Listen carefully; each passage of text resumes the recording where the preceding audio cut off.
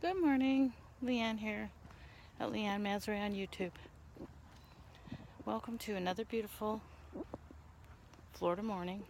It's not quite as cool today, so I don't have my jacket on and took off my headband and little mittens, but it's still very, very nice today. I'm glad to be out early. Must be about 8 o'clock in the morning, 7:30 maybe. I don't use the alarm clock anymore, which has been a wonderful change this past year. I just get up when I've had enough sleep, and I go to bed when I'm tired. And that is the natural rhythm of our bodies that I think many of us have completely lost touch with. We do so many things in our lives according to routines that others have set for us, whether it starts out when we're young and we're going to school. And you got to catch that bus, you got to brush your teeth on time, and you have to do a lot of things to fit in society. And then you have to take your tests and get your grades before you can move ahead and advance in society or school. That's pretty much how it goes for most of us. And that's, excuse me, fairly normal in most cultures. We have to all get along. We can't send a single school bus for every kid that decides they're ready now. We can't start the class over for every kid that kind of wanders in. And it's the same way in our jobs. When we work for other people, we all agree to get there at a certain time, and we all agree to go home at a certain time, so that while we're there together, we can perform work cooperatively. And that's a very interesting concept, and it works very well. And that's how commerce is founded. On the other hand, if you work for yourself, you can set your own hours. You can decide where and when you want to work, how hard you want to work, and you get to decide for yourself if you're doing enough work or too much work, or if your work is effective or not. And that's a very different paradigm, a very different mentality. And most of the population does not have much desire or need or familiarity with that mentality. And it takes a little bit to get used to it, but by the same token, it offers so many wonderful rewards. And that's what I wanted to talk to you about today, was the freedom of being your own boss and the risks of being an entrepreneur.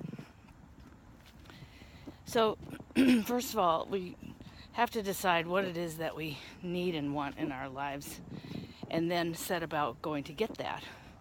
And then how we go about getting that is kind of up for grabs. It's our life. So, just because your parents wanted you to be a doctor doesn't mean you have to be a doctor. Just because they told you that, you couldn't do something doesn't mean that you can't. Just because you don't have any confidence in yourself, maybe, doesn't mean that you can't get any.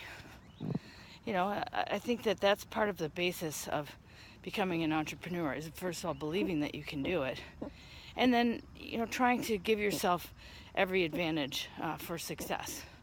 For example, some of the younger entrepreneurs that have made it big or done really well have done so because they didn't have families to support or big mortgages to pay.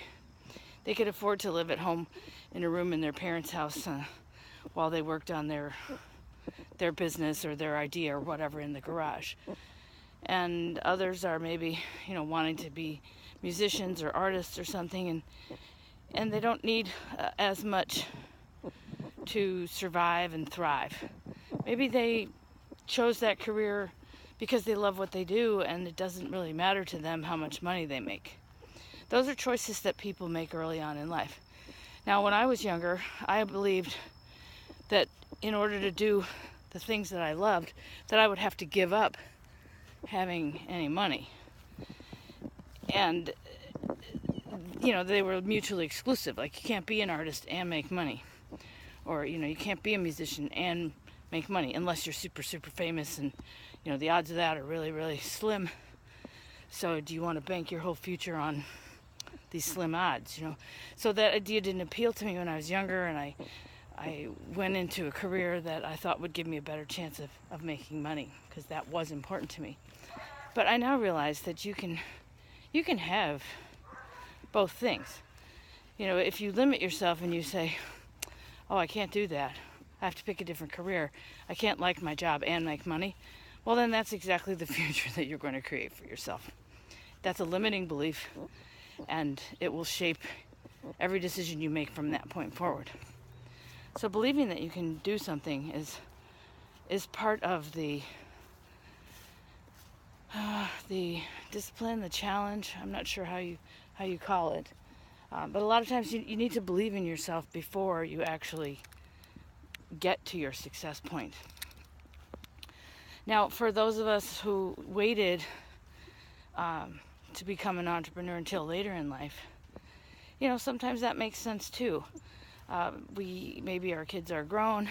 We have now the time for ourselves to maybe indulge in something that we want to do, have wanted to do all our lives but never did. It's our time now. Maybe we have some money put aside that we can afford to take a new risk, do something that we didn't previously think we could do, and explore those limiting beliefs.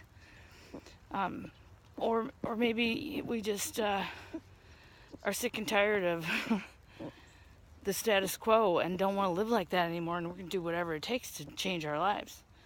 There's a lot of reasons why people become entrepreneurs, but there's a lot of reasons why people quit too. They fail to stick to it. They get discouraged at an early age or stage.